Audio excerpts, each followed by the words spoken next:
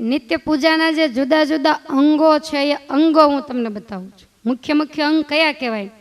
તો પૂજાનો સમય. જો પૂજાનો સમય તો હમણાં મેં તમને કહ્યું એમ પ્રાતઃકાળે છે, પછી તમે બીમાર હો, ક્યારેક ઉઠવામાં મોડું થઈ ગયું હોય તો વહેલું મોડું થાય પૂજામાં તો એનો કોઈ દોષ નથી. પછી મુસાફરીમાં હોય, ટ્રેનમાં, બસમાં, બીજે ત્રીજે અને યોગ્ય સમયે પૂજા ન થાય તો એનો પણ કોઈ દોષ નથી. તમે જ્યારે ઉતારે ઘરે પહોંચો ત્યારે સવાર જ પડ્યું છે એમ માની સ્નાન કરી અને નિયમ મુજબ પૂજા કરવી. ઘણી વખત એવું બને બસમાં અટવાણા હોઈએ, 11-12 વાગી જાય અથવા તો બીજા દિવસના સાંજના 5 વાગી જાય, પછી ઘરે જઈને નાન વિચારક હવે શું પૂજા કરે. પણ એવું નથી, તમારા માટે સવાર જ છે. નિયમ એટલે નિયમ.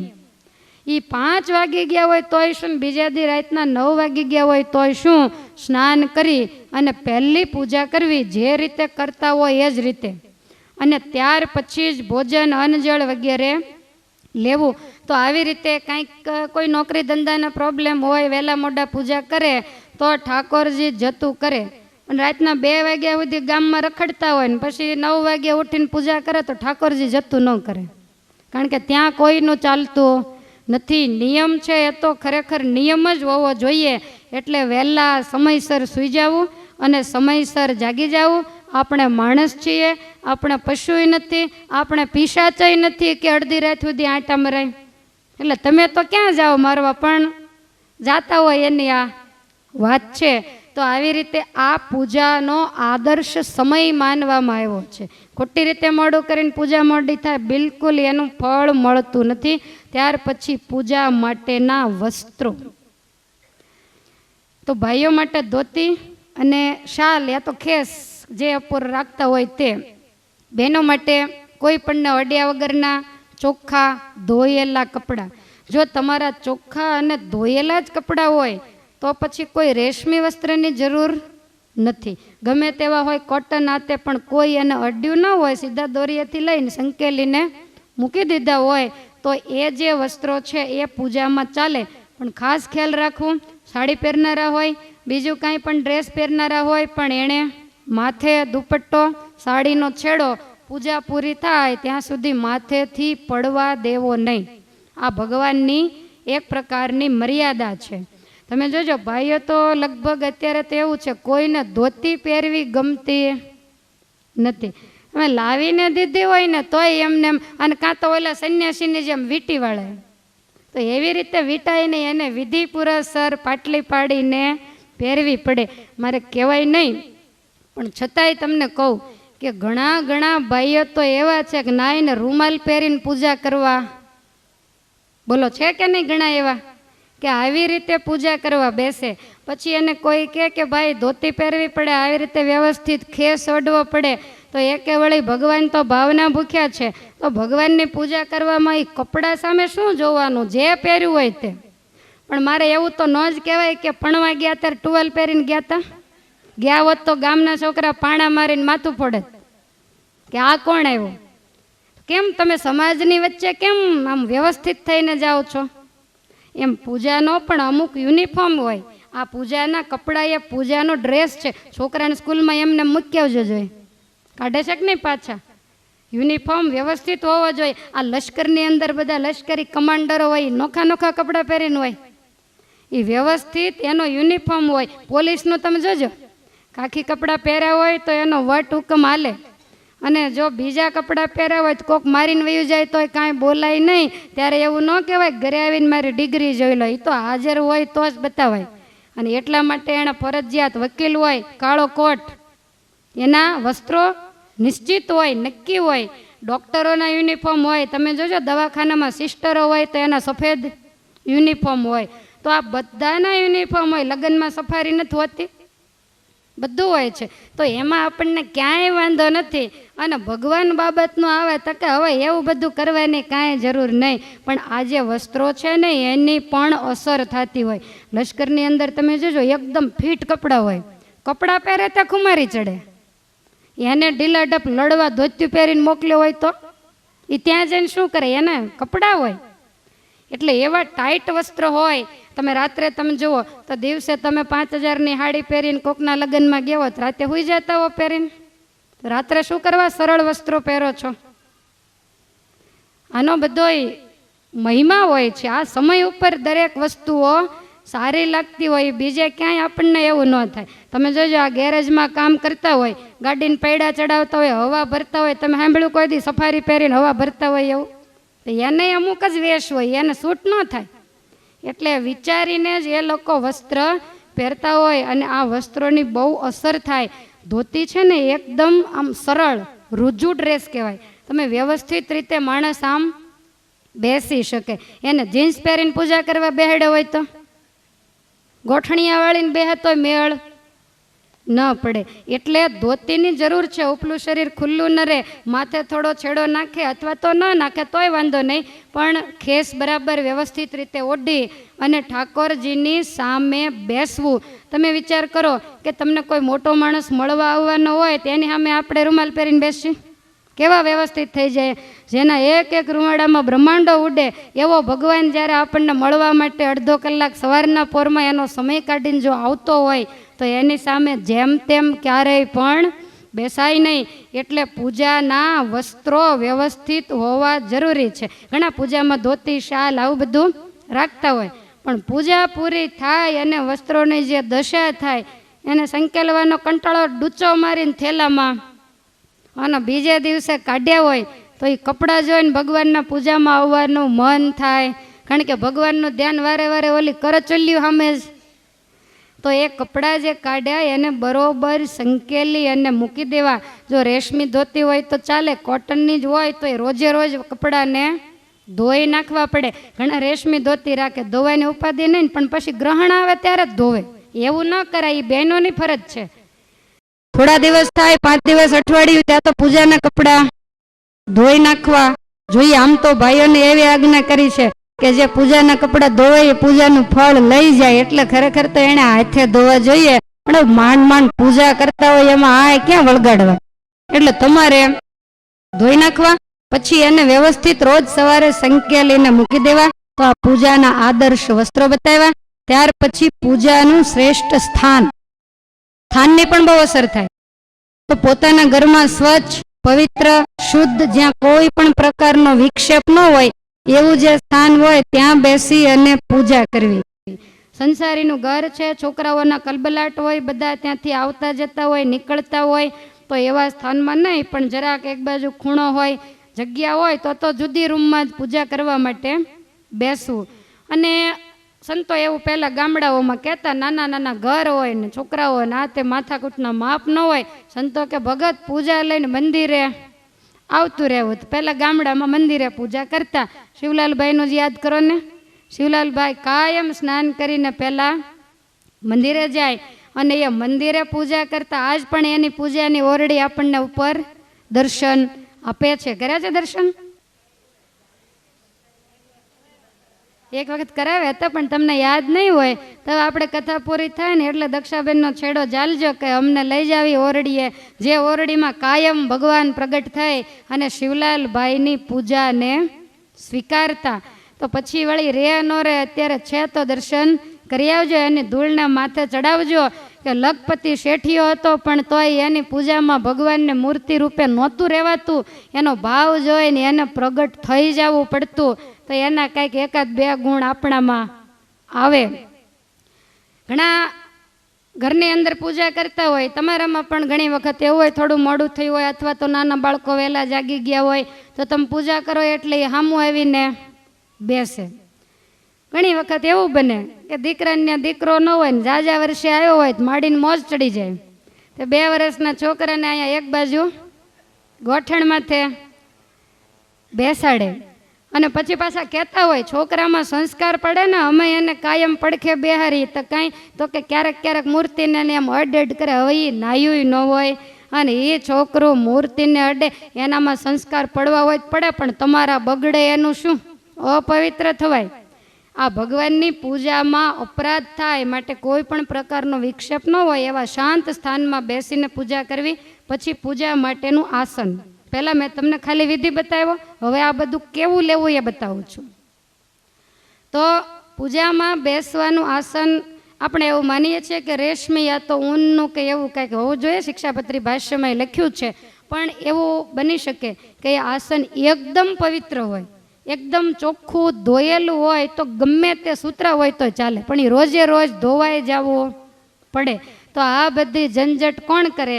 એટલે આપણે ગરમ યા તો રેશમી આસન રાખતા હોઈએ છીએ. ઉનાળો હોય તો હવે આપણે અડધો કલાક માંડ બેસવું હોય એટલે ગરમ આસન હોય તો ક્યારેક કોઈ કદાચ અડી ગયું હોય તો પ્રશ્ન નથી રહેતો, એટલે એવું આસન રાખવું.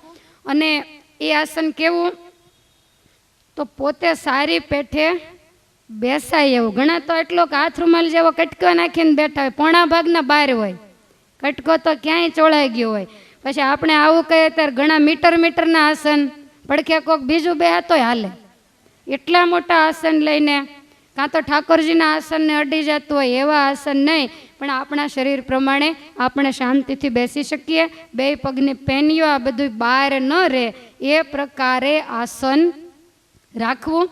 અને એ આસન એકદમ ચોખ્ખું હોવું જોઈએ. ઘણા તો એવા હોય કે ચંદનવાળો હાથ કે હાથે કપડાં હારા હોય તો આસને આમ એવાય જોયા છે. બોલો, તો ચંદન ઉપર મોટા ચંદનના લપકા આસન ઉપર કરી મૂક્યા હોય તો આવું ગંદુ નહીં. કરચલીવાળું, ઘણાને નીચેના અસ્તર જુદા પડી ગયા હોય ને આસનના પૂરચા ઉડી ગયા હોય, એટલા બધા દરિદ્ર આપણે નથી.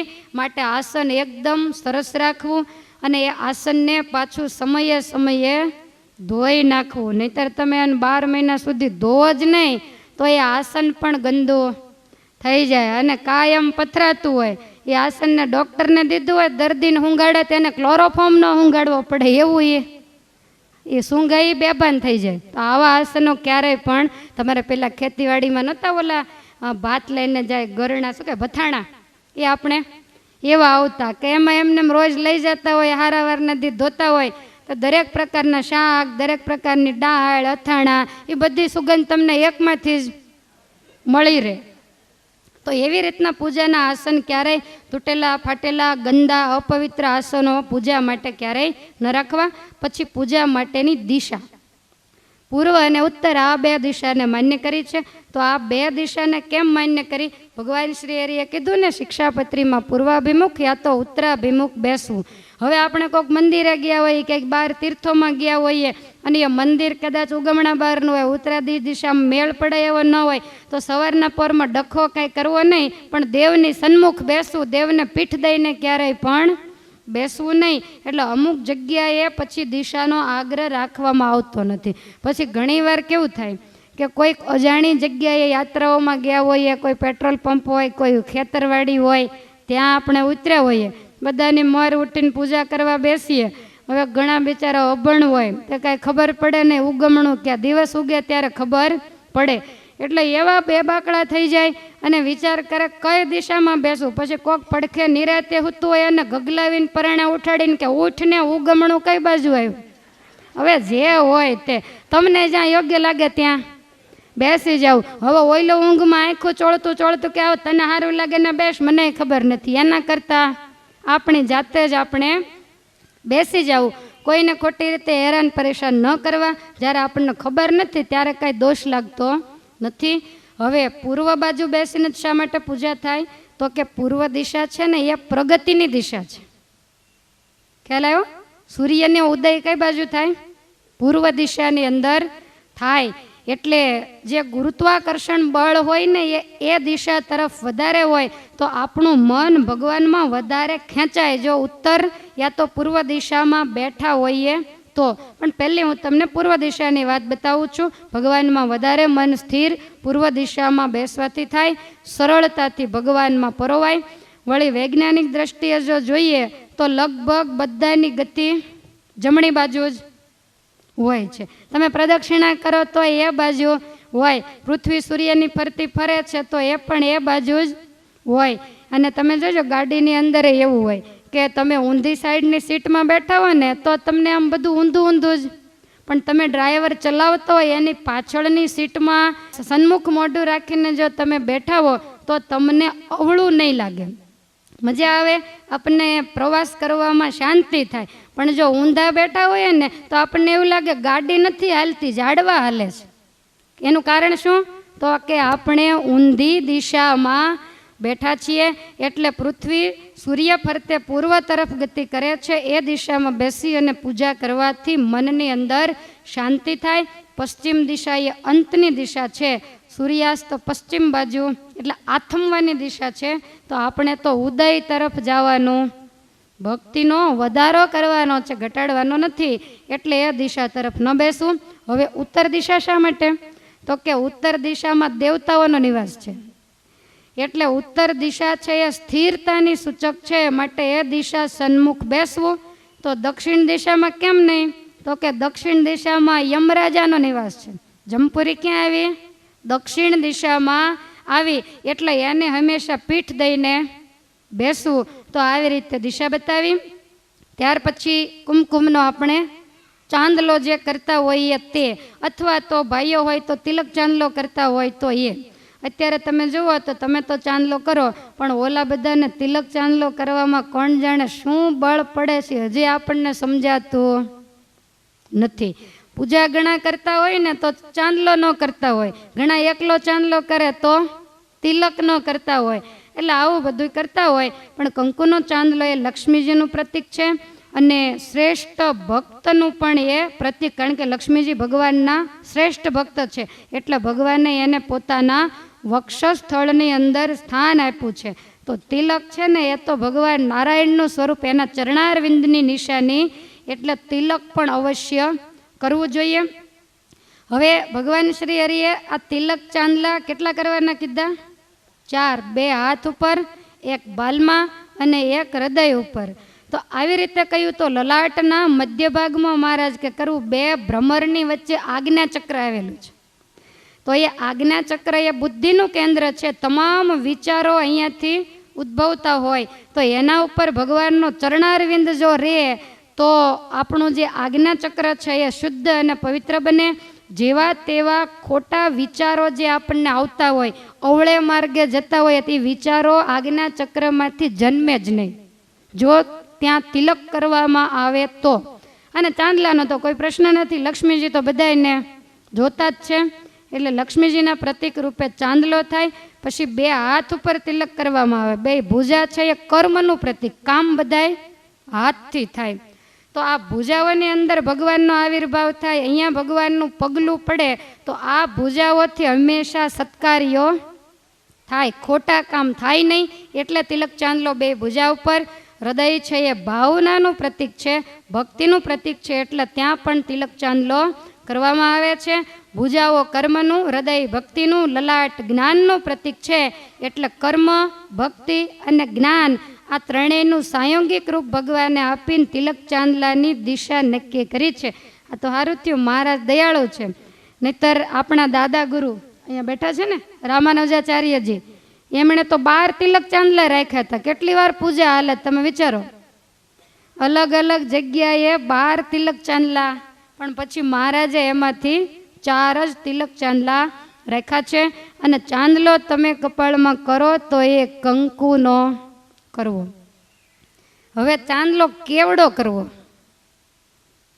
ભેંસ ભડકે એવડોય નહીં, અને કોક નેજવા નાખીને જોવે ત્યારે દેખાય એવડો પણ નહીં. અત્યારે તો ફેશન આવી છે, તો ઓલું દિવાસળીને ટોપકા થયા ટપ લઈને ટપકું કરી નાખતા હોય, તો એટલો નાનો નહીં. પછી તમને ન ગમે તો તમતારે દિવસે ફેરવી નાખો. જો કે ન શું ગમે, આવા સરસ મોટા મોટા કપાળ આપ્યા હોય તો મોટો જ ચાંદલો, મોટો એટલે બહુ મોટો નહીં પણ માપનો, જેને બીજી વ્યક્તિ જરાક જોઈ શકે એવડો કરવો. અને ચાંદલો ક્યાં કરવો?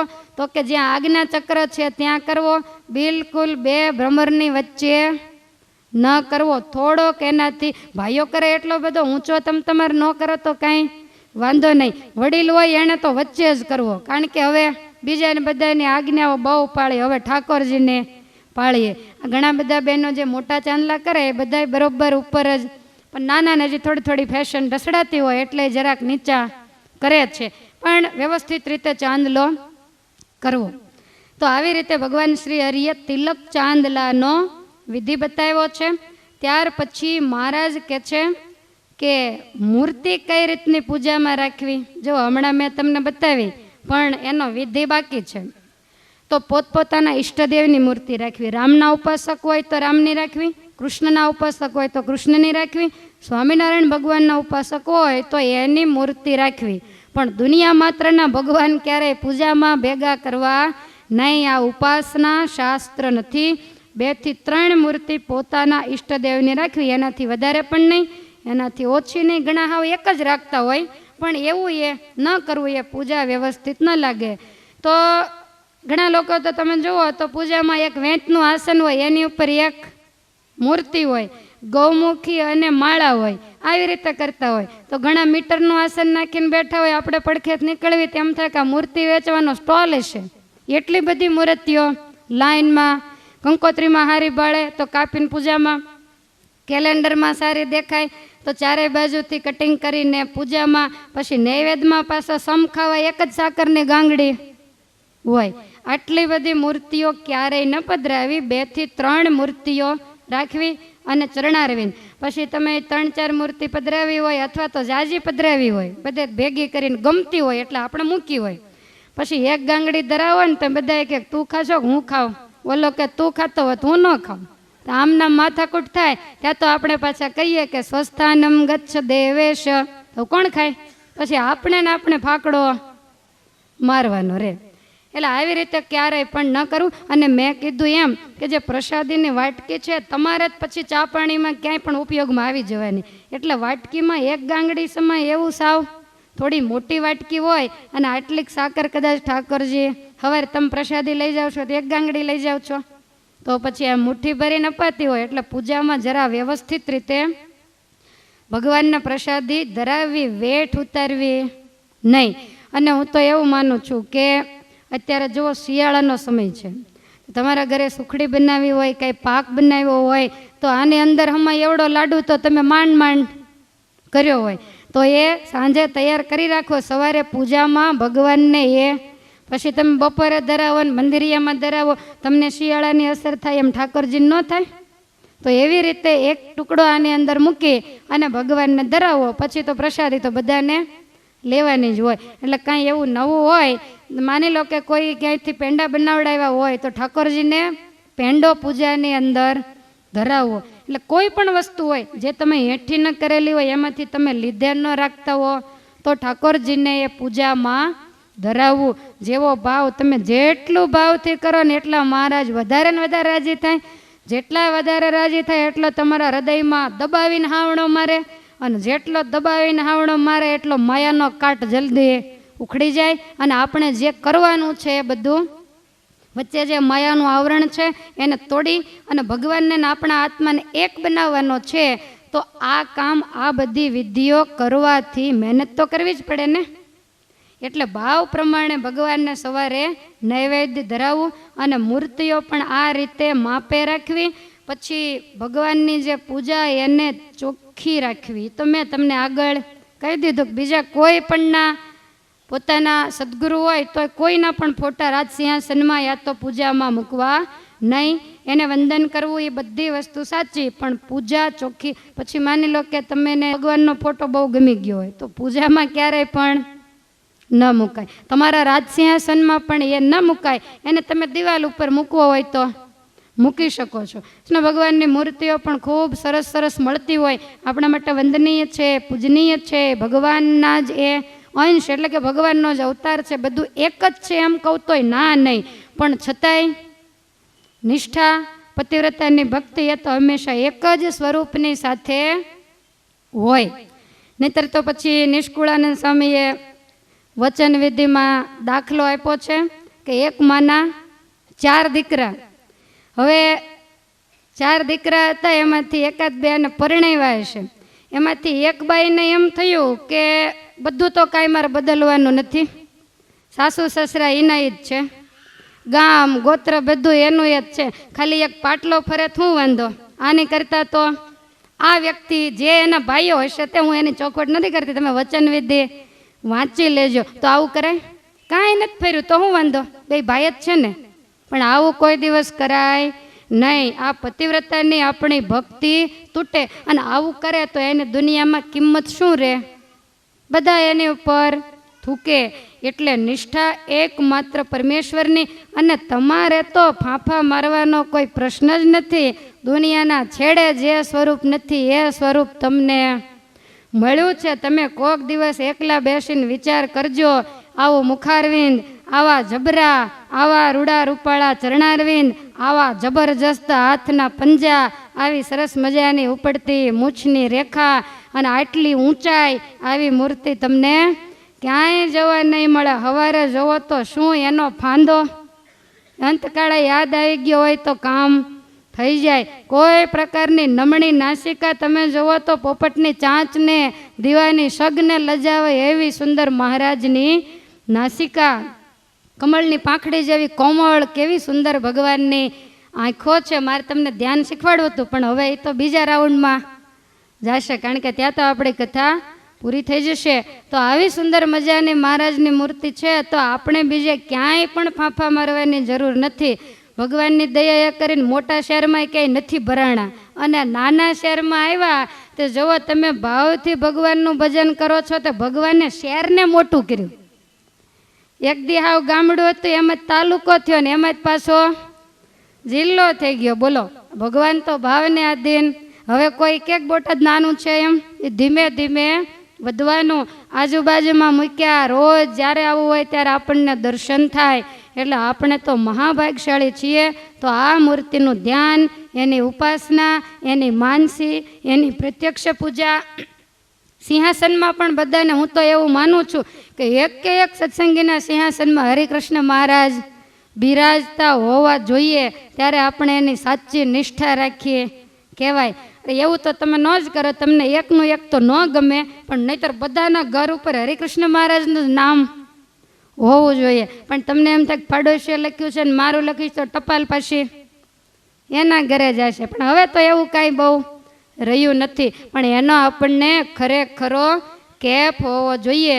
તો આવી રીતે ભગવાનની પૂજામાં મૂર્તિ કઈ રીતે રાખવી એ વસ્તુ મેં તમને બતાવી. ત્યાર પછી માનસી પૂજા એ તો આપણે જાણીએ છીએ, અને કાલ સવારે આપણે બતાવવાના છીએ. માળા અને મંત્ર જાપ કેવી રીતે કરવો એ પણ આવતીકાલે જ હું તમને બતાવીશ, આજે નહીં. ત્યાર પછી પૂજાની અવધિ બતાવી છે કે પૂજામાં કેટલો સમય બેસવું, 5 મિનિટ બેસવું કે અડધી કલાક બેસવું.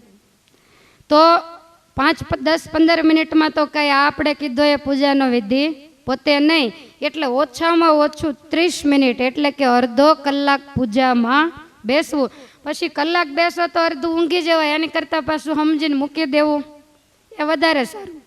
બહુ ઝટપટ પણ નહીં અને બહુ અતિ લાંબી નહીં. ભાવ હોય, તમને સમય હોય તો તમે બપોર સુધી કરો તો કોઈ વાંધો નથી, પણ બને એ પ્રમાણે થોડો સમયની અનુકૂળતા જોઈ અને પૂજામાં સમય કાઢવો. હાવ 15-20 મિનિટમાં સંકેલો એને તો વેઠ ઉતારી કહેવાય. તો આવી રીતે એનો સમય ખાસ ધ્યાનમાં રાખવો. ત્યાર પછી પૂજા વ્યક્તિગત હોવી જોઈએ.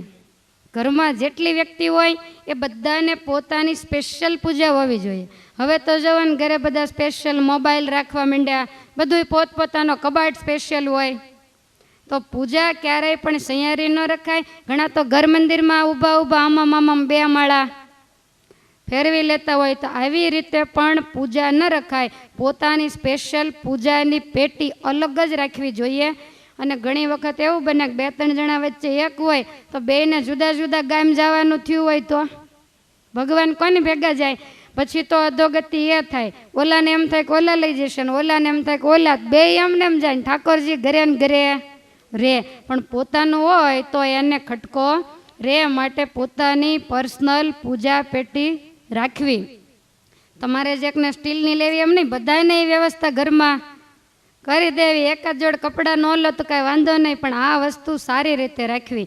ત્યાર પછી પૂજા વિધિવત બેસીને કરવી. ઘણા તમે જોજો સવારમાં ઉઠે ને એટલે ભગવાન પાસે ઊભા મંદિરિયામાં પૂજા પાથરે, અને ઘણાએ તો મંદિરિયામાં પધરાવી જ દીધા હોય, એટલે રોજ હંકેલવાની ને બોલાવવાની ને કાંઈ લપ નહીં. આપણે કહીએ તો કે હવે થાળ જમે ને 3 ટાઈમ, થાળ જમાડવાનું નથી. તમે આળસના પીર છો, એટલે તમારે રોજ પાથરવાની આળસ છે. બાકી સિંહાસનમાં ઉપાસ્ય સ્વરૂપ તો બેઠું જ છે, એટલે આવી રીતે ભગવાનનું નામ લઈને મંદિરિયામાં પૂજા મૂકી દેવી એને પૂજા કહેવાતી નથી. ઘણા કે હાલતા ચાલતા નામ તો લેતા જ હોઈએ, ન બેસીએ ને અમથું ખોટી થાવું, ટાઈમ થઈ જતો હોય ધંધાનો બીજો ત્રીજો, તો વ્યવહાર ખોટી ક્યારેય નથી થતો. પૂજામાં જ આપણને એમ થાય કે આપણો ખોટો ટાઈમ બગાડીએ છીએ. માટે વિધિવત પૂજા કરવી. તમે વિચારો કે મહારાજ સ્વયં પૂજા, તમે વડતાલ અક્ષર ભુવનમાં મૂર્તિઓ જોઈ હશે, મહારાજ પૂજા કરતા એ પ્રસાદીની મૂર્તિઓ છે. તમે ગઢડા ઓરડાની અંદર ભગવાન પૂજા કરતા એ પ્રસાદીનો બાજોટ છે, એનાય તમે દર્શન કર્યા હશે કે જે સ્વયં ભગવાન હતા, તોય સવારે નિત્ય ઉઠીને વિધિ પૂરસર મહારાજ પૂજા કરતા.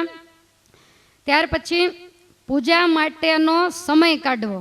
તમને એવું લાગે કે આજ ઉતાવળ છે, સંકેલી લેવી, ઉતાવળ હોય ત્યારે સ્નાન ઝડપથી કરવું, ઘરના કામ ઝડપથી કરવા, વસ્ત્રો ઝડપથી પહેરવા, થોડુંક ઉતાવળ રાખીને દોડવું, પણ પૂજાનો સમય બને ત્યાં સુધી કાપકૂપ એમાં કરવી નહીં. નાવા ધોવામાં બાથરૂમમાં બેસી રહેતા હોય લાંબુ તો ત્યાં થોડોક કાપકૂપ કરવી, પણ ભગવાનની પૂજામાં ક્યારેય પણ કાપકૂપ ન કરવી. બાદ કરતાં કાંઈક એવો આપતકાળ હોય તો. અને આપણે એના માટે 24 કલાક દીધી છે આવી સરસ, એમાંથી જો અડધી કલાક ન કાઢી શકીએ તો આપણે જેવો બીજો કૃતજ્ઞ કોણ. જબ તક રહે કે જિંદગી ફુરસદ ન હોગી કામ સે, કુછ સમય એસા નિકાલો પ્રેમ કર લો ઘનશ્યામ સે. દુનિયામાં ક્યારેય નવરાશ નથી મળવાની, એટલે સમય કાઢી અને ભગવાનની સાથે પ્રીતિ કરી લેવી. ત્યાર પછી પૂજા નિયમિત કરવી. ઘણા કાચી પૂજા રાખતા હોય, આપણે કહીએ ને તો કંઈ કાચી છે મારે, પણ આમાં કાંઈ કાચી પાકી એવું આવતું નથી. કાયમને માટે ઘણાને મૂડ હોય ત્યારે કરે. ઘણાની ફરિયાદ અહીંથી જ આવે, ખાસ કરીને ભાઈઓની, કે તમે પૂજાની પેટી આપી પણ રોજ નથી કરતા. ક્યારેક મોડું થઈ ગયું હોય, ક્યારેક તો સાંજે કહીને હોઈ જાય મારે સવારે મોડું થશે તું કરી લેજે ને. તમે કીધું તમારે કહેવાય ને હું ખાઈ લઈશ, તમે ઉઠતા જ નહીં, ઉઠીને સીધા ધંધે જતા રહેજો. તો આ બધું અદલે બદલે ન ચાલે. તમે વિચાર કરો, લગ્ન કોઈ કાચા કરે, મકાન કોઈ કાચા કરે, રોટલા કોઈ કાચા કરે, તો પૂજા એક જ કાચી. એટલે કાચી પૂજા ક્યારે દસ્તાવેજ કોઈ કાચો રાખે? એમાં તો બરોબર અંગૂઠા પડાવે ને સાઈનનું કરાવે ને કાંઈક કરાવે. એટલે પૂજા કાયમ કરવી. પછી પૂજા પેટીનું માપ એ હમણાં મેં તમને આગળ કીધું, ઘણાની પૂજા મેં જોઈ છે, બહારગામ આપણી સાથે આવ્યા હોય ને તો ઓલો પ્લાસ્ટિકનો નાસ્તાનો ડબ્બો નથી આવતો, એ ડબ્બામાં પૂર્યા હોય. એ કે હું બહારગામ જવા કાંઈ બોલું ત્યાર પહેલાં કહી દે, બહારગામ જવા હું નાની જ પેટી રાખું છું. એટલે આપણે પછી કાંઈ બોલવાની જગ્યા ખોલે તો એક મૂર્તિ નીકળે, ડૂચો વળી ગયેલી ગૌમુખી નીકળે, પાતળું એવું આસન્યું નીકળે. તો આવી નાની પણ નહીં. અને ઠાકોરજી આખી વાટ બસમાં ખખડતા જાય એવો ડબરો પણ, કે પડખે ભાતું મૂકો તો આવી જાય એવો ડબરો નહીં લેવાનો, માપમાં રાખવાની. પછી બીજું કે પૂજા પાઠ કરવામાં, આ ખાસ કરીને નાના સમાજને લાગુ પડે, પૂજા પાઠ કરવામાં ક્યારેય શરમ રાખવી. ઘણાને ક્યાંક બહાર જવું હોય ને, નાના બહેનોને નવા હોય તો કે હું પૂજા નહીં લઈ જાઉં, કેમ તો કે ત્યાં પછી મને શરમ લાગે. તો પૂજા કરવામાં શરમ છે ને, શરમ રાખવાના ઘણા બધા ઠેકાણા છે. જેવા તેવા ફીટ ટૂંકા કપડાં પહેરીને રસ્તામાં નીકળતા તમને શરમ લાગવી જોઈએ. પછી અવ્યવસ્થિત ને અસ્તવ્યસ્ત સારા કપડાં હોય, ઓઢવાના ઠેકાણા ન હોય, સાડીના છેડાના ઠેકાણા ન હોય, વાતોના ફડાકા મારતા રસ્તે જતા હો તો ત્યારે તમને શરમ લાગવી જોઈએ. રોડ ઉપર હજારો માણસોની વચ્ચે આટલું મોઢું ફાડી અને આખી પૂરીઓને ગળતા તમને શરમ લાગવી જોઈએ. પૂજા કરતાં ક્યારેય પણ શરમ ન લાગવી જોઈએ. જેવી તેવી ટીવીની ચેનલો ખોલતા આપણને શરમ લાગવી જોઈએ. અરે તમે વિચારો, જેવા તેવા વાળ માથે રાખતા શરમ લાગવી જોઈએ. ક્યારેક તો આટલા ટૂંકા ને ક્યારેક તો લટું આંખ સુધી લબડતી હોય. મેં કીધું આને વધી ગઈ લાગે. એ કે વધી નથી, હવે આવી ફેશન. મેં કીધું આંખમાં નથી પડતી, તો કે પડે ને પણ આની ફેશન છે. અને ક્યારેક તો તમે જુઓ તો વાળ આપણે જોઈને પાછળથી આપણને એમ થાય કે રાતે નક્કી ઉંદરડો કરકોલી ગયો છે. બોલો, એવા વાળ રાખે. તો આની અંદર એને શરમ નથી એવી ફેશન નીકળતી, કટકા જેવું લાગે, એકય વાળ હરખો નહીં. બોલો, આ તો એ બધું મારે ક્યાં ચોળીને ચીકણું કરવું તમે તે. પણ તો આવું બધું કરતા આપણને શરમ લાગવી જોઈએ. પણ પૂજા કરવામાં ક્યારેય પણ શરમ રાખવી નહીં. હવે એક બીજી વસ્તુ, તમે ખાલી 1-2 મિનિટ શાંતિ રાખો, પૂરું થવામાં જ છે. પૂજા ક્યારે ન કરાય. ઘણા સૂતકમાં ને એવામાં ક્યાંય માનતા નથી. કે સૂતક હોય તો શું થઈ ગયું, પૂજા તો કરાય, સૂતક તો આપણે ચાલુ જ રહેતા હોય. પણ એક વાત કરીએ કે દૂર દૂરનું સૂતક હોય ને દૂર લોકો રહેતા હોય તેને એવા સમાચાર દેવા નહીં, એને ખબર ન પડે તો કાંઈ સૂતક લાગતું. પણ હવે તો ફોનની વ્યવસ્થા, નહીતર તો ટપાલ લખે ને ત્યાં 4 દી જતા રહ્યા હોય. પણ આવું કાંઈક ખબર ન હોય તો વાંધો નહીં, બાકી સૂતકની અંદર 10 દિવસ પૂજા ક્યારેય પણ કરાય નહીં. જન્મનું હોય યા તો મરણનું હોય, પછી અતિશય માંદગી હોય, આપણાથી ઊભું થવાય એવું ન હોય તો એ આપતકાળ કહેવાય. એટલે ત્યારે પૂજા ન થાય તો ચાલે, ભગવાનનું મનમાં નામ લઈએ, જપ કરીએ. પછી અતિશય વૃદ્ધાવસ્થા હોય, કોકનો ટેકો લઈએ તો જ બેઠું થવાય એવું હોય તો પછી પૂજા છોડવામાં વાંધો નહીં. પછી અમુક આ દિવસો હોય ત્યારે આપણે પૂજા 3-4 દિવસ ન કરતા હોઈએ, ત્યાર પછી એવા સમયની અંદર માનસી પૂજા કરવાની છૂટ હોય. એટલે શાંતિથી બેસીને 5 માનસી પૂજા કરવી. અને આ જે પૂજા છે ને અપૂજ નથી રહેતી. પહેલાં લોકો એવું માનતા હતા, પણ આપણે ભગવાનનું વિસર્જન કરી નાખ્યું. પછી તમે 15 દાડે પેટી ખોલો કે મહિને ખોલો, જ્યારે બોલાવો ત્યારે જ ભગવાન આવે. એટલે પહેલાં ગામડામાં મંદિરોમાં પેટીઓ મૂકી આવતા, પણ હવે એવું કરવાની કાંઈ જરૂર નથી. ને એવું જો થયું હોય તો મંદિરો પેટીઓથી એમાં તમારે કળથિયાનના કાંઈક આવ્યું હોય તો અમારે સિંહાસનમાં જગ્યા ન રહે. એટલે પેટીને મૂકી રાખવી અને અડવું નહીં. અને જ્યારે સૂતક પૂરું થાય ત્યારે બધી સફાઈ કરી અને પાછી ઠાકોરજીની પૂજા કરવી. સૂતક હોય ત્યારે માળા થાય, ગુરુમંત્રની માળા ન થાય. તમારે નિયમના જન્મંગલના પાઠ તમે જે લીધા હોય એ પણ ન થાય. શિક્ષાપત્રી ન વંચાય. પછી વચનામૃત, ભક્ત ચિંતામણી કે આ બધું વાંચવામાં કોઈ દોષ, બીજા પુસ્તકોમાં દોષ લાગતો નથી. તો આ રીતે એવો સમય હોય ત્યારે પૂજા ન કરવી. ભગવાનના ભક્તે ક્યારેય પણ પૂજા કર્યા વગર અન્ન જળ કાંઈ પણ લેવું નહીં. તમે જુઓ ને, જોબન પગી નડિયાદ ગયા હતા ને કાંઈક કામ આવી ગયું, 2-3 ઉપવાસ થયા, કાંઈ ખાધું પીધું નહીં, અને પછી વડતાલ જેવા નીકળ્યા ને ઘોડા ઉપરથી બેભાન થઈને પડી ગયા. તો મહારાજ પ્રગટ થયા. મહારાજ કે પગી જમી લો. પગી કે ક્યાં જ જમે, પૂજા નથી કરી. મહારાજ કે આ પ્રત્યક્ષ તો આવીને ઊભો છું તો કે પણ પૂજા. પછી મુકુંદ બ્રહ્મચારીએ પૂજા પણ બધું આપ્યું, મહારાજની પૂજા કરી. મહારાજને કે મહારાજ હજી મારે પેટી પૂજા તો બાકી છે. મહારાજ કહે છે કે જાઓ તમે અહીંયા પૂજા કરીને એ પેટી પૂજા માની લઈએ છીએ અમે. પછી મહારાજ થાળ લાવ્યા હતા, એ થાળ જોબન પગીને જમાડ્યો. ઘરે જઈને પેટી ખોલી, ત્યાં તો ભગવાનના કપાળમાં ચાંદલો ને ચોખા ને આ બધે પૂજાપો એ બધોય મૂર્તિ ઉપર ચડી ગયેલો. તો આવો આપણે દ્રઢતા રાખી હોય તો કાંઈક આવા અનુભવ થાય. માટે જે નિયમપૂર્વક દ્રઢતાપૂર્વક પૂજા કરે એના ઉપર ભગવાન અવશ્ય રાજી થાય છે. ત્યાર પછી છેલ્લો પોઈન્ટ કે પૂજાની પવિત્રતા જાળવવી. પૂજાની પેટી હોય એની અંદર પરમેશ્વર છે તો એ પેટીને જ્યાં ત્યાં ક્યારેય પણ ન મૂકવી. આપણો કપડાનો કબાટ હોય કે કોઈ પણ બીજી જગ્યા ત્યાંય પણ ક્યારેય નહીં. ભૂલમાં ક્યારેક એને દિવસે આમ અપવિત્ર હોઈએ, અડી જવાય. નાના બાળકો હોય એને તો ખાસ ખ્યાલ રાખવો પડે. નીચે હોય ક્યારેક બાળકો એને લઈને ખબર ન પડે તો એ તો ખોલીને પણ બેસી જતા હોય તો અપરાધ થાય. ક્યારેય એને પગ વગેરે અડી જાય. ઘણાને મંદિરું નીચે હોય, એની એકદમ નીચે જમીનને અડીને એક નાનું ખાનું હોય. પછી પોતા કરતાં પોતું અડી જાય, સાવરણી મારતા એને જરી સાવરણી અડી જાય. તો આવી રીતે સાવ જમીન ઉપર પૂજા ન મુકાય. સાવ નીચેનું ખાનું હોય તો એને બંધ કરવાની કંઈક વ્યવસ્થા હોવી જોઈએ, પણ ખુલ્લી જગ્યામાં નહીં. તો તમે મંદિરિયાની ઉપર મૂકી દો તોય પણ ચાલે. માટે ખાસ ધ્યાન રાખવું. પૂજા કરતાં કરતાં માની લો તમે ઠાકોરજીને જળ ધરાવતા હો, સાકર આતે, તો જળનું ટીપું પૂજાના આસન ઉપર પડવું ન જોઈએ. તમે આરતી ઉતારતા હો તો ક્યારેય આરતી પૂજાના આસનને કોઈ પણ જગ્યાએ જરીક પણ અડવી ન જોઈએ. એને કાણું પડે, આતે થાય એવા ખંડિત ને ગંદા આસન ક્યારેય પણ રખાય નહીં. અને પૂજાની પેટી ઉપર કોઈ પ્રકારનો બીજો વજન, પેટી ઉપર પેટી મૂકો તો વાંધો નહીં, પણ એના ઉપર પછી બીજું કાંઈ મુકાય પણ નહીં. એટલે આ પણ ખાસ ખ્યાલ રાખવો. કોઈ પણ મૂર્તિ છે, પૂજાની કોઈ પણ વસ્તુ, મેં પૂજાઓ ખોલાવી છે એટલે કહું છું, ખોલાત એટલી બધી રડબડ ને ગંદી, આસનિયા ગંદા, ગૌમુખી ગંદી, માળાનું ફૂમકું તો એમ થાય કે આ કયા કલરનું હશે. આપણે પૂછીએ કે આ ફૂમકું કેવા કલરનું છે, કે મને ખબર નથી વર્ષોથી. બોલો એને ખબર ન હોય તો આપણને ક્યાં ખબર પડે? એ કાંઈક એનો રંગ તો હોય પણ એવું મેલું ને ગેલું થઈ ગયું હોય. એટલે આ બધાની ચોખ્ખાઈ રાખવી. પૂજા કરતી વખતે ચોખ્ખાઈ, પૂજા પૂરી થયા પછી પણ એને કોઈ યોગ્ય જગ્યાએ મૂકવી, પૂરેપૂરી એને સાચવવી. કોઈના ઘરે મહેમાન થઈને ગયા હો, પૂજાની પેટી સાથે હોય, થેલો ખોલીને પહેલાં પેટી ક્યાંક મૂકી દેવી, અથવા તો તમારો થેલો જ એવી જગ્યાએ મૂકવો કે બીજા જે તે નિયમ ધર્મ ન પાળતા હોય, લગ્નમાં તો બધા હોય એટલે એ બધા થેલા મૂકે તો આપણી પૂજા અપવિત્ર થાય. એટલે પહેલાં એને ક્યાંક ગમે ત્યાં જગ્યા ગોતી અને પૂજા મૂકી દેવી. ઘણા કે લગ્નમાં અપવિત્રતા હોય, પૂજા કેમ લઈ જાવી? પૂજા એક બાજુ મૂકી દો, પછી સવારે તમારો થેલાની ચેન નહીં ખોલવાની, પછી મદારીને જેમ ખોળ કરત કપડાં અપવિત્ર થાય. ચેન મારેલી હોય થેલાને તમે અડો તો અંદરના કપડાં અપવિત્ર નથી થતા. આપતકાળનો ધર્મ જ છે. તમે બહાર ગામ ગયા છો એટલે જઈને તરત કપડાં બોળીને તમે લગ્નવાળાને દોરીયું ભરી મૂકો તો મેળ પડે?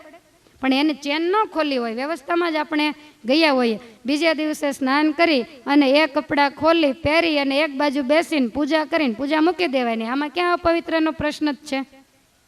એટલે એવો કોઈ પછી દોષ નથી લાગતો. એટલે બહારગામ જઈએ તોય ક્યારેય પણ પૂજા મૂકવી નહીં. 8 વર્ષથી માંડી અને 80 વર્ષના થાય ત્યાં સુધી દરેક સત્સંગી બાઈ કોઈ પણ હોય એમણે આવી રીતે પૂજા કરવી. અને પૂજા એટલે આરાધના કરી દિલપૂર્વક ભગવાનમાં જોડાય અને ભગવાનની નજીક જવાનો પ્રયાસ ભગવાનના ભક્તોએ કરવો. આ મેં તમને પ્રાતઃ પૂજા વિધિ બતાવી છે.